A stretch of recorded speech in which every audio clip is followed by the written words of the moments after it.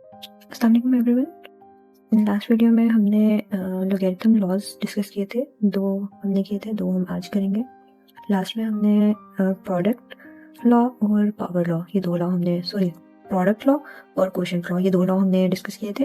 फिर आज हम पावर लॉ डिस्कस करेंगे और change of base law discuss करेंगे। सबसे पहले हम पावर लॉ को डिस्कस करेंगे।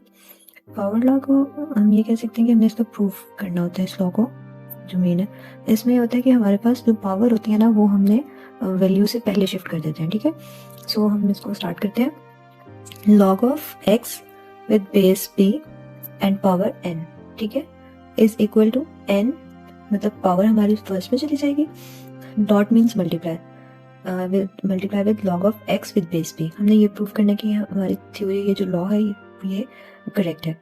हम सबसे पहले हम लेट करेंगे ये जो हमारे पास वैल्यू है ना एन के बाद वाली, ठीक है, इसको हम लेट करेंगे, इस वैल्यू को m is equal to this. ठीक है, हमने यहाँ पे ये लेट कर दिया, इस वैल्यू को हम m कंसीडर करेंगे और अब हमारे पास ये वैल्यू आ गई है। हम इसको क्या करेंगे, इक्वेशन बन रही है, हम क्या करेंगे इसको एक्सपोनेंशियल, अब ये लॉग भी है ना इसमें, हम इसको एक्सपोनेंशियल फॉर्म में कन्वर्ट करेंगे।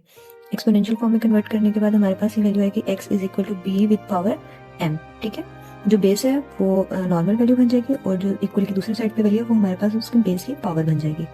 ठीक है, ओके। अब हमने क्या करना है, हमने कर देना है कि n को हम दोनों साइड्स पे एज अ पावर लेंगे। ठीक है, कुछ चीज़ें हमने खुद भी लेट करनी होती है। Taking n as power on both sides, हम ये कंसीडर कर लेंगे। ये हमारे पास ये वाली वैल्यू बन जाएगी, x with power n is equal to p with power m n। ठीक है, हमारे पास p की पावर डबल हो रही है, हमारी ये वैल्यू आ गई। अब हम क्या करेंगे, ये एक्सपोनेंशियल फॉर्म में हम इसको लोगैरिथम फॉर्म में कन्वर्ट कर देंगे। ठीक है, लोगैरिथम फॉर्म में ये वैल्यू आएगी। हम क्या लिखेंगे, लॉग, ठीक है, विद ये हमारे बेस में चले जाइए, log of x power n। ठीक है, ये इसके साथ हमने लॉग लिख दिया विद बेस b, ये वाली वैल्यू हमारे पास बेस बन जाएगी। ठीक है, और ये जो बेस की पावर थी ना, ये एज इट इज नीचे आ जाएगी इक्वल के साथ। ठीक है, ये हमारे पास एक वैल्यू बन जाएगी, इक्वेशन बन जाएगी नहीं। ओके, अब हम क्या करेंगे, अगर हम देखें तो ये हमारे पास ना सेम स्टेटमेंट वाली इक्वेशन बन रही है, बट यहाँ पे m है। हमने पहली वैल्यू में लेट किया था कि हम m की वैल्यू को log of x with base b, ठीक है, हमने m की जगह ये वैल्यू रखी थी।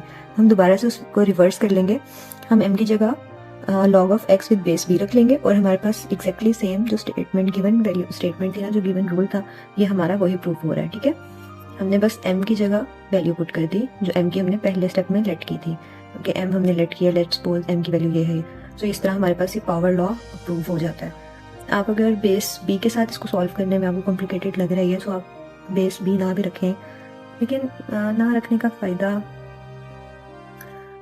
भी नहीं है। मतलब फ़ायदा तो ये है कि उन्होंने कहने कि इन्होंने बुक वाला लिखा है, और नुकसान ये है कि वो कहेंगे बच्चे ने अपने पास से लिखा है। अगर एज आपको MCQ आ जाता है तो आपको पता नहीं चलेगा बी वाली वैल्यू ठीक थी या नहीं। आई सजेस्ट कि आप बेस बी जो है उसको इतना मत कंसिडर करें कि यार ये खराब, हमें समझ नहीं आ रहा या जो भी है।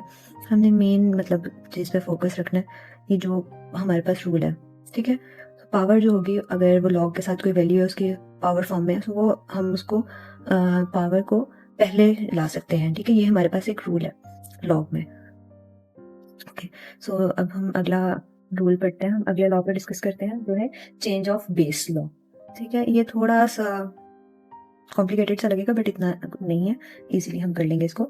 चेंज ऑफ बेस लॉ, इसमें हमारे पास एक वैल्यू है, ठीक है, और उसके साथ हमारे पास दो वैल्यूज आ रही हैं क्वोशिएंट फॉर्म में। ठीक है, लेकिन दोनों की बेसिस सेम है। ओके, हम पहले डिस्कस करेंगे log of x with base b is equal to, first value में आप देखें ऊपर वाली पोर्शन में लॉग ऑफ x है, ठीक है, और नीचे वाले वैल्यू में लॉग ऑफ b है जो बेस में था। ठीक है, लेकिन इन दोनों में हमारे पास बेसिस सेम है, जो कि a है, नया नंबर आया हमारे पास। चेंज ऑफ बेस लॉ, यही हमारे पास लॉ है। हमने पहले बेस बी थी, लेकिन हमने जब उसको लॉ लगाया, ये लॉ हम उस पर इम्प्लीमेंट करेंगे, तो अप्लाई करेंगे, तो हमारे पास बेसिस चेंज हो जाएंगी, नई वैल्यू आ जाएगी, और ये वाली वैल्यू का अलग लॉग हो जाएगा और इस वैल्यू का अलग लॉग हो जाएगा। ठीक है, अब सबसे पहले हम इस वैल्यू को लेट कर लेते हैं, क्योंकि हमने यही वैल्यू सॉल्व करनी है। Let this is equal to m। Okay, सबसे पहले हमने क्या करना होता है, m को पहले लेट किया, देन हम क्या करेंगे, वही हमारा रूल जो है एक्सपोनेंशियल फॉर्म में इसको कन्वर्ट करेंगे, क्योंकि ये लॉग में एक्सपोनेंशियल फॉर्म में हमारे पास पावर फॉर्म में वैल्यू आ गई, x is equal to b power m।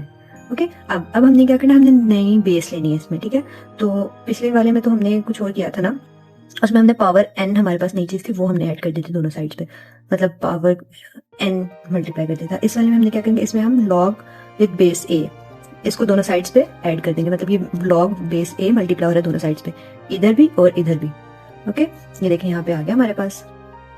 अब हमने क्या करना है, नेक्स्ट स्टेप में हम क्या करेंगे, जैसे हमने पावर लॉ में पढ़ा था, ये पावर है, पावर पहले आ जाएगी, ये हमने ये स्टेप में ये कर दिया। ठीक है, अब हमने क्या करना है, m को ना, m हमारे पास एक वेरिएबल है, आप ये समझें, जो कि अकेला है। ठीक है ना, बाकी सबके साथ लॉग है, बेस है, m के साथ कुछ नहीं है। मतलब b के साथ भी लॉग है, उसकी बेस a भी बेस में है, यहाँ पे भी x के साथ लॉग है और बेस भी है a। हम क्या करेंगे, ये दोनों बेसिस जहाँ पे सेम है ना, इनको हम क्वोशंट फॉर्म में लिख देंगे। ठीक है, ये हमने इनको क्वोशंट फॉर्म में लिख दिया। ठीक है, और यहाँ पे m को हमने अकेला कर दिया, क्योंकि हमने एक वैल्यू लेट की थी जो कि m के इक्वल है, इसीलिए हमने इसको अकेला किया। नेक्स्ट स्टेप में हमने क्या करना है, हमने करना ये है कि m की जगह हमने जो फर्स्ट वैल्यू कंसीडर की है ना, ये वाली, इसको हमने m की जगह रख देना, और हमारा जो लॉ है वो प्रूव हो जाएगा, left hand side is equal to right hand side, hence prove. हमारा यहाँ पे चेंज ऑफ बेस लॉ ये भी अप्रूव हो जाएगा, और यहाँ पे हमारा जो लोगैरिथम के 4 लॉज थे ना हमारे, वो खत्म होते हैं। इसके अलावा हम इस वीडियो में अभी कुछ नहीं करेंगे, नेक्स्ट वीडियो में हम 2.4 इंशाल्लाह स्टार्ट करेंगे अपनी। आई होप आप लोगों को ये लॉज जो है ये क्लियर हो गए हैं। अगर ज़रा सी भी कोई थोड़ी सी भी कन्फ्यूजन है तो प्लीज़ आप मुझे लाजमी बताइएगा। ओके, अल्लाह हाफिज़।